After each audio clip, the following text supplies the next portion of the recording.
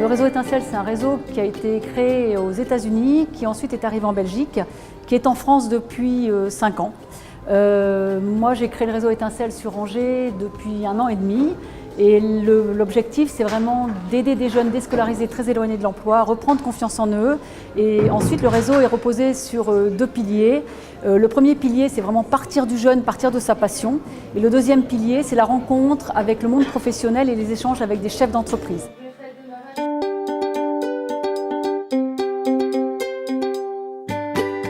On part de la passion du jeune et pendant 60 heures, on va lui dire, on te lance un défi, tu te mets dans la peau d'un chef d'entreprise de ton activité préférée et tu vas comprendre comme ça tous les codes de l'entreprise, comment ça fonctionne et on va réconcilier les deux mondes, celui des jeunes déscolarisés, très éloignés de l'emploi et celui des chefs d'entreprise de manière à remettre en adéquation ces deux mondes.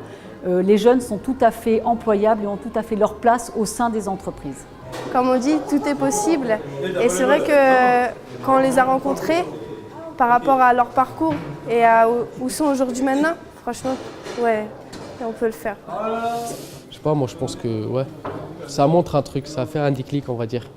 Ça donne envie de faire ce qu'on veut.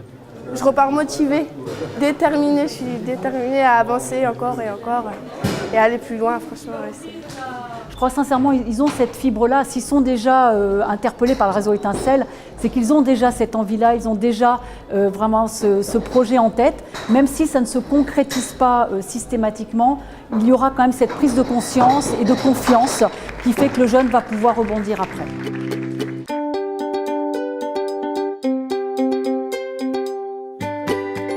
Alors, le réseau Étincelle est financé à 80% par du mécénat privé. Donc ça, il faut le savoir, c'est-à-dire que ce sont les entreprises qui financent. Donc forcément, sans le partenariat d'Angers Mécénat et Créavenir, la formation n'aurait pas pu se mettre en place. Et puis il y a aussi l'accueil, puisqu'on passe une partie de la formation en entreprise.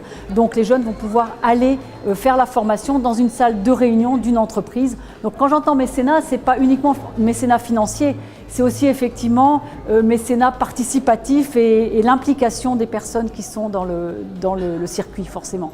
Et le territoire pour ça est très très intéressant parce qu'il y a une véritable entraide sur ce territoire-là. Il y a beaucoup d'entreprises qui sont prêtes à s'investir et à faire du mécénat. Donc on a vraiment les 2 piliers, l'aspect financier et l'aspect accueil et suivi des jeunes.